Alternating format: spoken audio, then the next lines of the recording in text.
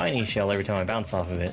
The reason I'm throwing this blue shell up is because if it's in my hand, it has a chance of colliding with the motor shell. We have motor skills here, so I can switch between normal and spin jumps in midair. I'm thinking back to the other Switch Palace where I got trolled at the end. I'm so scared of a hallway like this. Jumping. The power of the switch will turn. You have pushed will turn blank into block. Your progress will also be saved. Thank you for the GGs.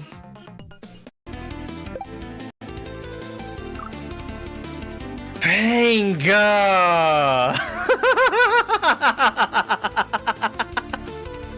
This is the Cetacean's Dark Transformation, a level from Super Jam World 3. A cetacean is a marine mammal, like a whale, dolphin, or porpoise. Now, there's no whales or porpoises here, so this level is all about dolphins. The moment I touch the green dolphin, my feet stick to it. The only way for me to leave the dolphin is to get pushed off with the ceiling. The regular blue-looking dolphins have seen some stuff, and they're just haunted. I can safely spin off of the explosion left behind after touching a red dolphin. And the yellow dolphins are completely backwards. They jump down out of the ceiling water. That makes sense. We've now had 2 separate survival sections where I have to wait for the Koopa to fall down to give me something safe to go to the right with. You can safely bounce off of a saw with a spin jump, but you can't get a high bounce from a swooper without a normal jump. So we have to switch back and forth with the red dolphins. Remember, dodge the fish. That's important. We're up against a wall here with nothing but a fishing boo. We have to survive and find a special surprise at the end. No fucking way! No way!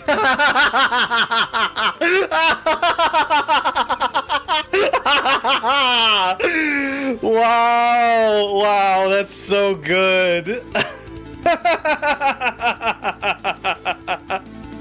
Welcome to week 207 of the Super Mario World ROM hack races. Today's level is Mount Goon by Fire 150. This level makes use of a lot of Goonies from Yoshi's Island. I needed to keep all 3 of these running Goonies alive to get under the plant, hit the turn block, and go through. I can stand safely on top of the rolling Goonie. This one's going to be my partner through the rest of the level. Hitting that P-switch starts a timer. We need to be as fast as we possibly can for the rolling Goonie to be able to get to the end. We need him to get in the pipe. Each of the running Goonies can bump into the rolling one. That'll slow it down. So I need to get all of them out of the way so he can keep going.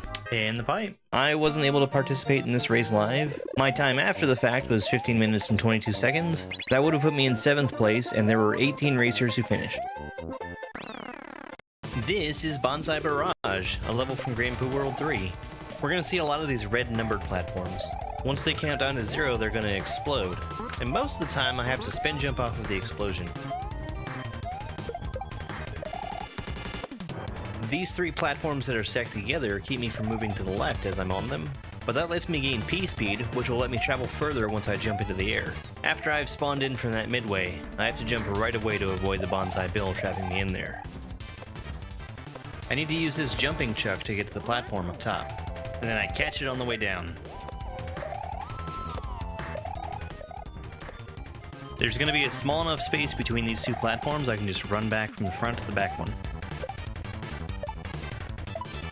One more jumping chuck to use here, and I'm all the way on the left side of the platform to avoid the munchers. Now all the platforming is done, and we're going to do a refight against this Charging Chuck boss. He does everything that a Chuck could possibly do. He jumps at you, he throws baseballs. Way too many baseballs. It's going to take 10 hits to beat Chuck. He even throws tennis balls. After he gets hit 5 times, he'll split into 2 extra Chucks. I just have to bounce on them once to get rid of them. Once I get the 8th hit on Chuck, he's going to call in a Rip Van Fish from the ceiling.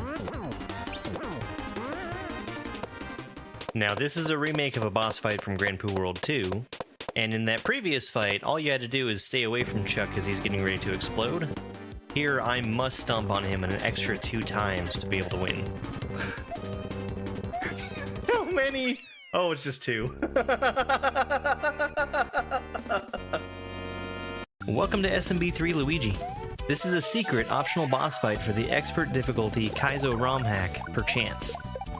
Without question, this is the most difficult thing I've ever attempted in gaming. It took me over 24 hours and 1,250 attempts to beat this.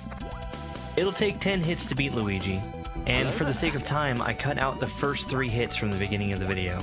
The only thing that can hurt Luigi are the shells that he throws at me. There are green shells and red shells. The only difference between the two is what he does when he throws them. A red shell will have a firewall that comes out with it, and to escape that attack safely, I must shell jump over top of it. He brings out a power-up and holds it above his head to show what he's doing next. We're about to see one of 2 fireball attacks. This one rains down fire on me and will follow me across the screen as I move. Here's the frog suit, which is very intimidating. He fills up the arena with water and then swims at me. First, trying to attack me from the side, and then from the top and bottom. This is the mushroom attack where he jumps at me and then starts ground pounding, sending a shockwave out in either direction. Here he's using the super leaf. That gives him the ability to fly and also to shoot leaves at me, very similar to Woodman's leaf attack from Mega Man 2. Here he's using his other fire flower attack. This one is very difficult to dodge. He can shoot fireballs at 3 different speeds. All of them are very fast and leave me with almost nowhere to stand. You've probably noticed by this point that I'm always keeping a shell with me during this fight. It's for 2 reasons. One is to help me deal with the grounded fireballs. I can shell jump off the wall to either jump over all of the fireballs, or just give me more time to find somewhere to land. The frog suit follows a familiar enough pattern that I can look away from it and even respond to my chat during it.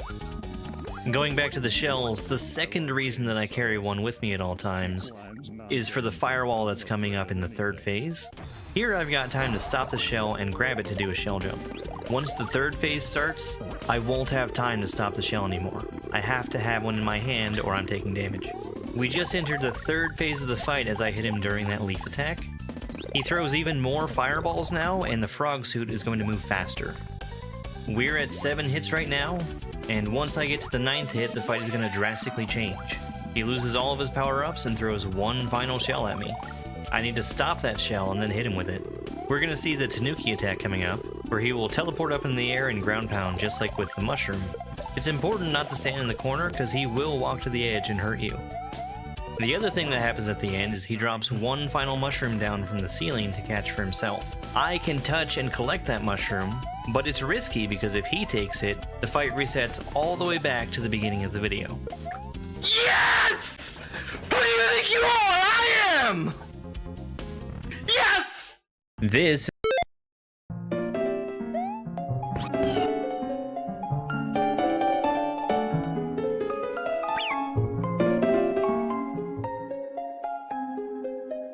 Okay, we're back. I got my time all fixed and everything.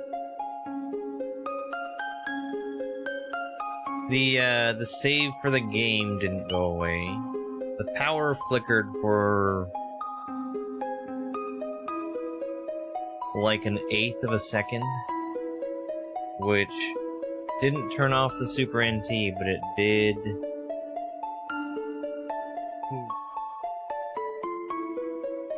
It did turn off my PC.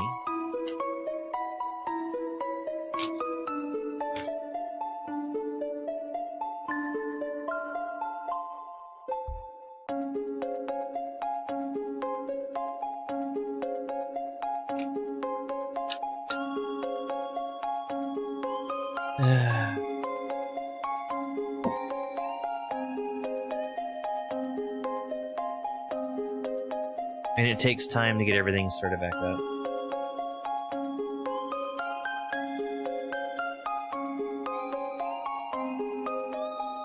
Why are you having... Oh my god. I'm giving treats to the cats because I guess I have to. Here. Pick it up.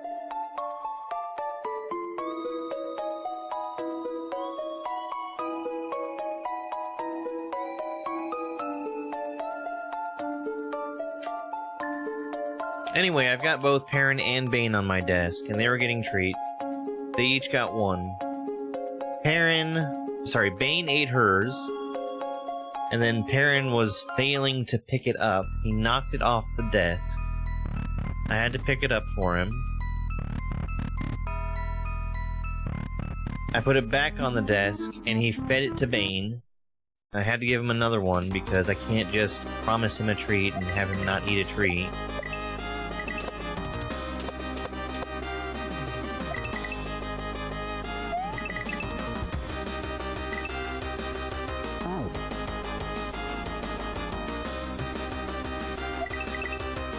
You'd think Perrin would be an expert at eating treats.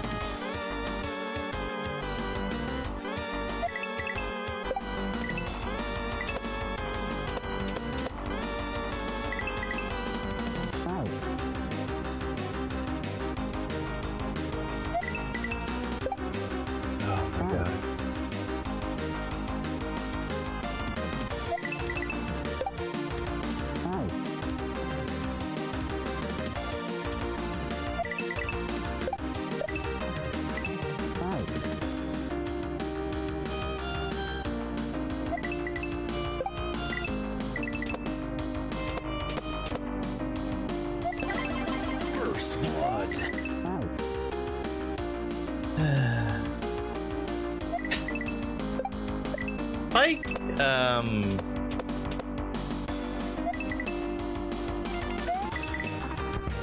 don't know. He's weird about his food.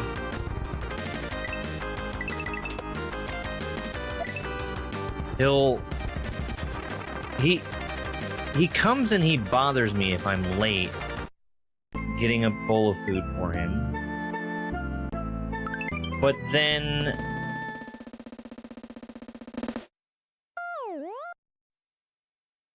I'll put food in his bowl in the morning like I always do, and he ignores it for hours. Hours! Thanks, Tom. So he's simultaneously starving and also doesn't care about it. Oh, this is different.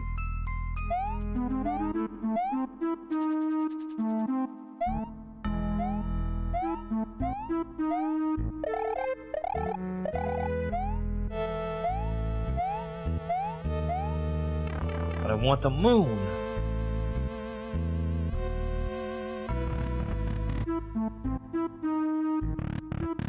Hello there. We've already decided that none of this text is for me.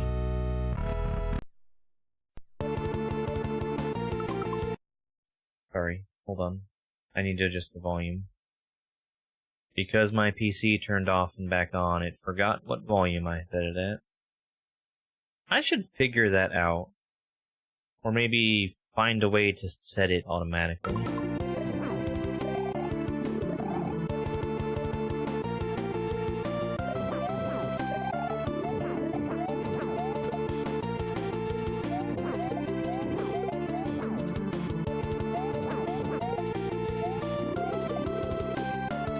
Okie dokie.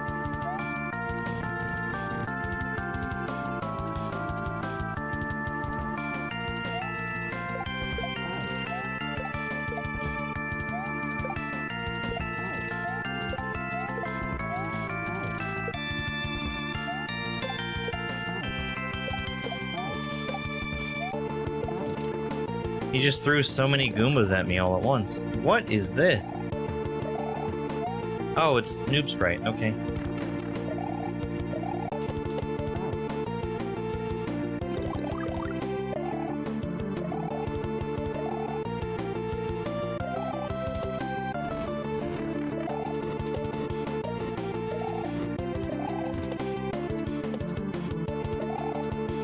But when is he vulnerable? Oh, there's gonna be... okay. This is, I think this is actually the spiny boss.